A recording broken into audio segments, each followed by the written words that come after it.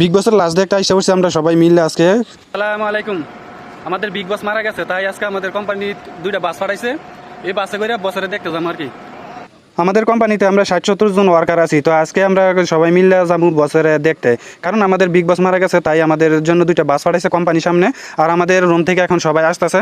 শুধু আমরা বাংলাদেশি না, কিন্তু আমাদের সাথে মিয়ানমারও আছে প্রায় 40 জনের মতন। তো আমরা বাংলা আছি 30 জনের মতন। তো যাই হোক, সবাই মিললে এখন আসতেছে, আইসা সবাই যার যার সিট নিয়ে বসে পড়তেছে।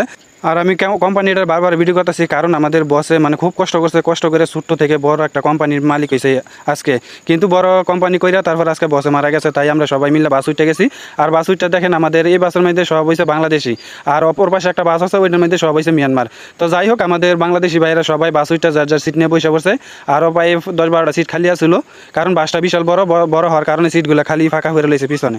আর একবার পিছনে আছে আমাদের মারুফ ভাই বইছে। তো যাই হোক বন্ধুরা, আমরা বাসে করে কিন্তু বাতুপাহাড় আইসা পড়ছি। আর বাতুপাহাড় আইসা বাসে থেকে নামে গেলাম, নামে যে মন্দিরের কাছে আইসা পড়ছি।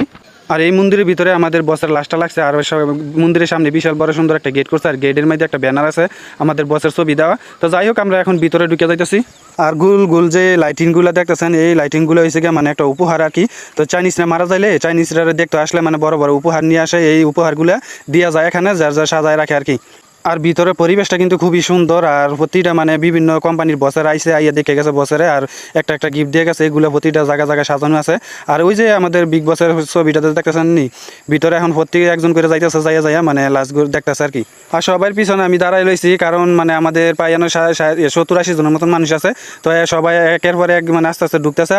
আর ঢুকার আগে সবার হাতে একটা করে আগরবাতি দিতেছে। এই আগরবাতিগুলো মানে একটা জায়গা আছে, জায়গাটার মধ্যে বিন্দে মানে একটা জায়গা আছে রাখার। তো ওই জায়গার মধ্যে একটা করে আগরবাতি লাগিয়ে তারপরে ভিতরে গিয়ে দুইটা বিগ বসের লাস্টটা দেখা লাগে। যে পিকটা দেখতেছেন, এই পিকটা হয়েছে আমাদের বিগ বসের। আর আগরবাতিগুলো এই জায়গায় রাখে তারপর আমিও সিরিয়ালে দাঁড়ায় গেলাম গা। আর সিরিয়ালে ঢুকতে গিয়ে মানে ঢুকে দেখি যে আমাদের বিগ বসের এক জোড়া জুতা এক গায়ের পোশাক দিয়ে একটা চেয়ারের মধ্যে বসায় রাখছে। তো এই চেয়ারটা হয়েছে যে দেখতেছেন যে এটি সম্পূর্ণ আমাদের বিগ বসের সবসময় ব্যবহার করতো। আর এই পিছনে যে কেবিনের ভিতরে আমাদের বিগ বসের লাস্ট। তো লাস্টের পিকটা মানে আমি ভিডিওটা করি নাই। তারপর আমরা বসের লাস্টটা দেখে আইসা তারপর আমরা এই যে পিছনের সামনে মানে বসের লাস্ট যে জায়গায় রাখছে, ইয়ার সামনে বিশাল বড় একটা মানে অনুষ্ঠানের মতন জায়গা আছে। তো এই জায়গার মধ্যে সবাই রেস্ট নিতেছে। আর আলিফ ভাই এই জায়গায় দাঁড়াইয়া মানে কি জানি চিন্তা ভাবনা করতেছে আর কি।